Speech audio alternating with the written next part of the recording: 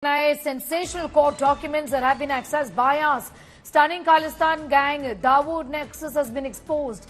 NIA establishes how Canada has become a breeding ground for anti-India activities.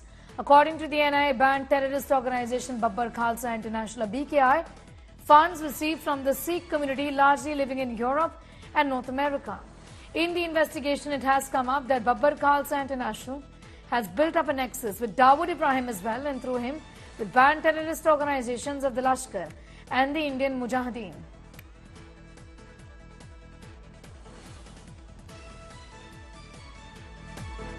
These are sensational documents from NIA that India Today has accessed. It establishes how Canada has become a breeding ground for anti-India activities. According to the NIA, banned terrorist organization Babbar Khalsa International has received funds from Sikh community largely living in Europe and North America.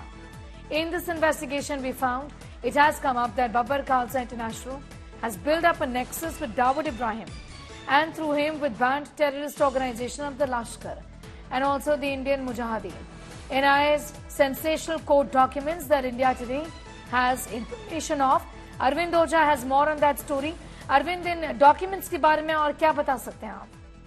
देखिए, हाल फिलहाल में जो NIA है उसने crackdown किया था Khalistan terrorist पर, खासतौर से जो पाकिस्तान और कनाडा में बेस्ड है। उसके बाद इन्वेस्टिगेशन के बाद कोर्ट में जो चार्जशीट फाइल की थी वो कोर्ट डॉक्यूमेंट इंडिया टुडे ने एक्सेस किया है, जिसमें काफी सेंसेशनल रेवलेशन है। खासतौर से जो पाकिस्तान बेस्ड बब्बर खालसा इंटरनेशनल जो बैंड टेररिस्ट ऑर्गेनाइजेशन है उसको लेकर कि किस तरह से कनाडा में ये पहली यूनिट बनी थी बब्बर खालसा इंटरनेशनल की, और कैसे कनाडा में रैलीज के जरिए जो ये ऑर्गेनाइजेशन है टेररिस्ट ऑर्गेनाइजेशन वो फंड राइज करता है, किस तरह से वहां पर रैलीज की जाती हैं और अदर जो प्रोग्राम किए जाते हैं कनाडा में टेररिस्ट ऑर्गेनाइजेशन के जरिए, और वहां से फंड राइज किया जाता है। नंबर एक। नंबर दो, किस तरह से पाकिस्तान की जो खुफिया एजेंसी ISI है उसके प्लेटफॉर्म के थ्रू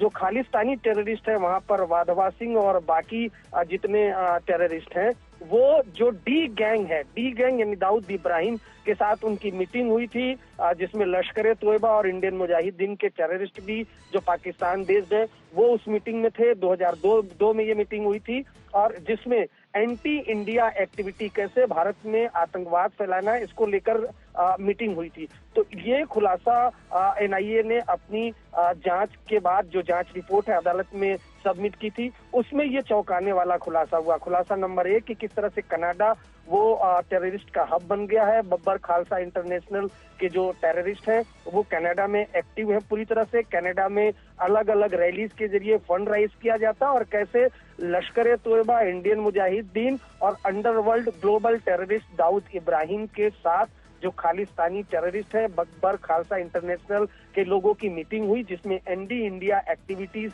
को किस तरह से भारत में बढ़ावा देना है इसके बारे में पूरा खुलासा NIA ने किया है। इसके अलावा NIA ने ये भी इसमें खुलासा किया है कि न सिर्फ कनाडा बल्कि और भी दूसरे यूरोप की कंट्रीज और UK में जो बब्बर खालसा इंटरनेशनल के जो टेररिस्ट है जो इंडिया से वांटेड है वो काफी ज्यादा वहां पर एक्टिव होने से।